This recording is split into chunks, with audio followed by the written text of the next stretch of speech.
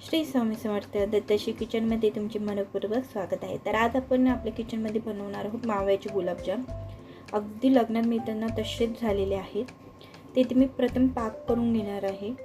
तेथे मी 2 कप साखर घेतलेली आहे। 3 ते 4 कप तुम्हाला 3 ते 3.5 कप तुम्हाला पाणी घ्यायचं आहे त्यामध्ये।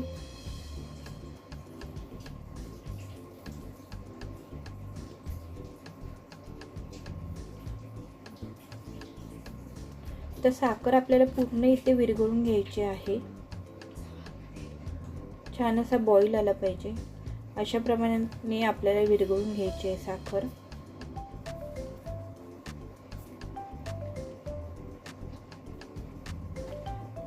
साखर इथे विरघळली होती, बॉईल पण आलेला आहे। ते ह्यामध्ये तुम्हाला 3 टेबलस्पून दूध टाकायचं आहे, त्यामुळे पाक अगदी काचेसारखा स्वच्छ असा दिसतो।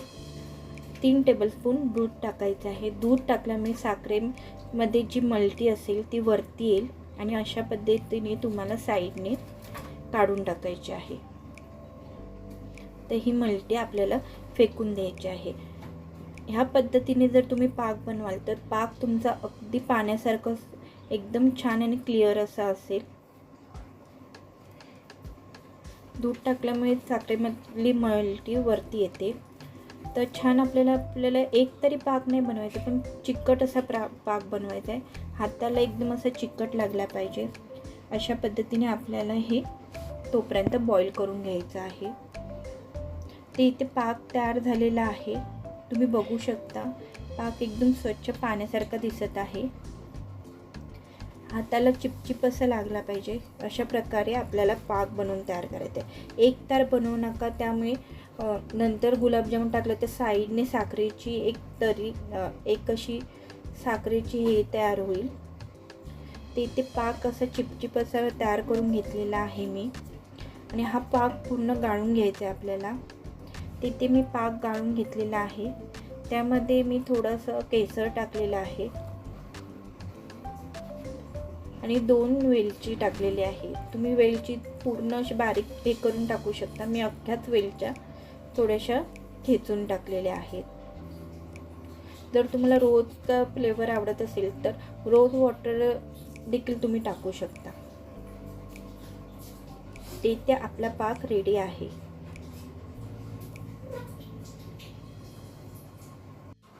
ते इथे पाक रेडी झालेला आहे आपला। तो जरा झाकून थोडा थंड करत ठेवायचा आहे। इथे मी पाव किलो मावा घेतलेला आहे, खवा घेतलेला आहे।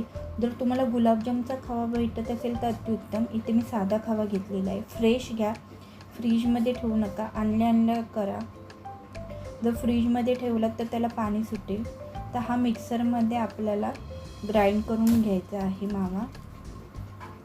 गुलाबजामचा मावा वेगळा भेटतो, तो भेटला तर अगदी उत्तम। तर मी ते साधाच मावा घेतलेला आहे, तो मिक्सरमध्ये ग्राइंड करून घेतलेला आहे, वाटून घेतलेला आहे अशा पद्धतीने। आता हे मिश्रण आपल्याला एका ताटामध्ये काढायचं आहे। तर हे मी एका ताटामध्ये काढत आहे।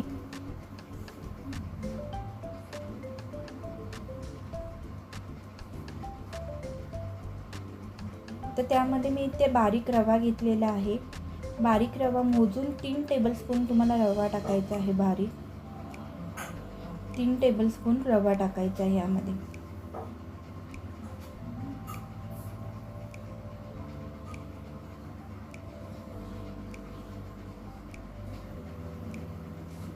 तसंच जर तुम्ही आरारोट वापरलात तरी चालेल किंवा मैदा वापरलात तरी चालेल। इथे मी प्रथम आरारोट घेतलेला आहे, 2 टेबलस्पून आरारोट घेतलेला आहे। आरारोटची पावडर घेतलेली आहे, तर इथे मी 2 टेबलस्पून आरारोटची पावडर टाकणार आहे। आता हे आपल्याला छान मळून घ्यायचं आहे हाताने। तिथे आपल्याला छान मळून घ्यायचं आहे हाताने। जर तुम्ही फ्रेश मावा आणला तर एवढ्या ह्याच्यामध्ये बरोबर होतो पीठ, म्हणजे मळला जातो मावा त्यामध्ये। जर तुम्ही फ्रीजमध्ये ठेवलात ना तर पाण्याचं प्रमाण वाढेल आणि तुम्हाला आरारोट किंवा मैदा अजून टाकावं लागेल। ते इथे मी मळून घेत आहे. हलक्या हाताने मळायचं आहे, जास्त जोर नाही लावायचा आहे. सर्व एकत्र करून हलक्या हाताने घ्यायचं आहे. तसंच इथे मला अरारोट थोडा कमी लागले म्हणून मी अजून टाकलेला आहे 1 चमचा. जर तुम्हाला वाटलं की पीठ अजून चिकट आहे तर तुम्ही अजून अरारोट किंवा मैदा टाकू शकता. आम्ही आदल्या दिवशी आणून ठेवलेला म्हणून त्यामुळे ह्यामध्ये पीठ लागत आहे जास्त. जर फ्रेश आणून लगेच कराल ना तर पीठ कमी लागेल इथे अरारोट किंवा हे. तिथे छान असं मळून घ्यायचं आहे. हलक्या हातानेच मळायचं आहे. तर चिमूटभर बेकिंग पावडर टाकलेली आहे, अगदी चिमूटभर टाकलेली आहे, ती टाकायची राहिली आहे चिमूटभर. इथे पीठ थोडं मला चिकट लागत आहे त्यामुळे मी थोडासा मैदा ह्यामध्ये टाकणार आहे.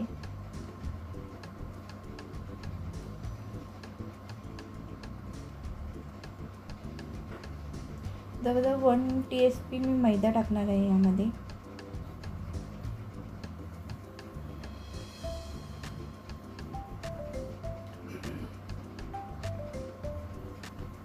यामध्ये मी 1 TSP मैदा टाकलेला आहे. आता हे मळून घ्यायचं आहे.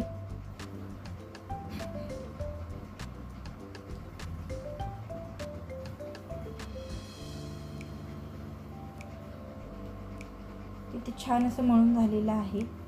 एक हाताने गोळा करून बघा तुम्ही. जर गोळा व्यवस्थित रेडी होत म्हणजे पुन्हा असं सॉफ्ट होत असेल अशा पद्धतीने तर तुम्ही परफेक्ट तुमचं पीठ रेडी आहे इथे. ते इथे ह्याला 15 मिनटं झाकून ठेवायचं आहे. 15 मिनटानंतर याचे छोटे छोटे बॉल तयार करून घ्यायचे आहेत. बॉल एकदम सॉफ्ट तयार झालेले आहेत, तडा देखील गेलेला नाही आहे. जर तडा जात असेल तर अजून तुम्हाला मळावं लागेल. तिथे पीठ छान सॉफ्ट मळलं गेलेलं आहे गुलाबजामसाठी. इथे मळून झालेलं आहे. ह्याच्यावर ओला कपडा पिळून तुम्ही झाकून ठेवा, पीठ पण आणि गोळे पण.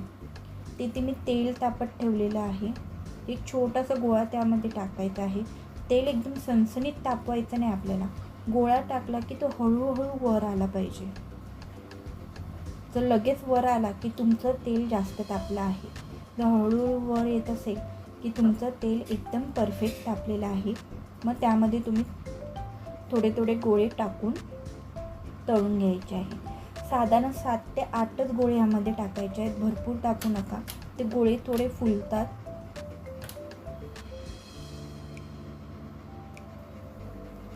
आणि चमच्याने अशा पद्धतीने हलक्या हाताने आपल्याला फक्त तेल हलवायचं आहे.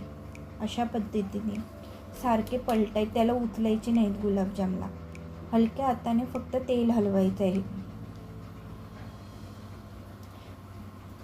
अशा पद्धतीने आपल्याला ते तळून घ्यायचे आहेत. एकदम मंद आचेवर तळायचे आहेत.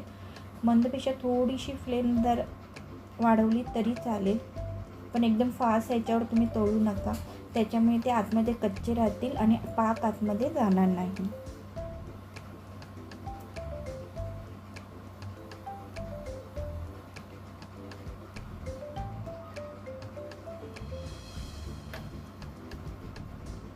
तळताना देखील हलक्या चमच्याने आपल्याला फक्त तेल हलवायचं आहे. त्याच्यानंतर हळूहळू कलर आला की मग त्यांना पलटी मारायचं आहे हळूहळू करत. हे मी मंद आचेवरच तळले आहेत. मंदपेक्षा थोडीशी फ्लेम जास्त केली होती. ते इथे गोल्डन ब्राऊन झालेले आहेत तळून. तर हे आता मी काढत आहे. अशा पद्धतीने मी सगळे गोळे गुलाबजाम तळून घेणार आहे.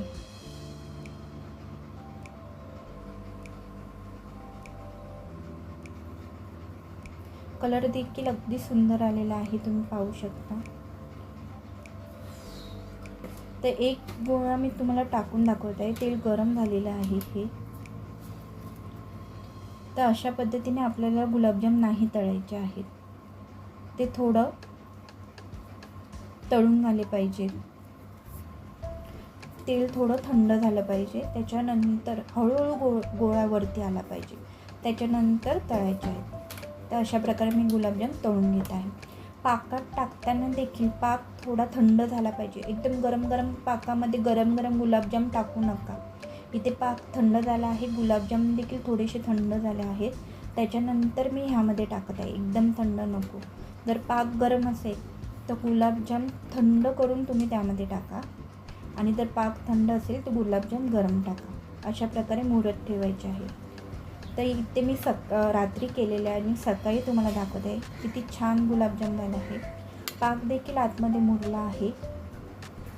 हे तुम्ही बाहेर 4 दिवस ठेवू शकता. अगदी आपण लग्नात खातो ना तसेच गुलाबजाम झालेले आहेत. नक्की रेसिपी ट्राय करा तुम्ही.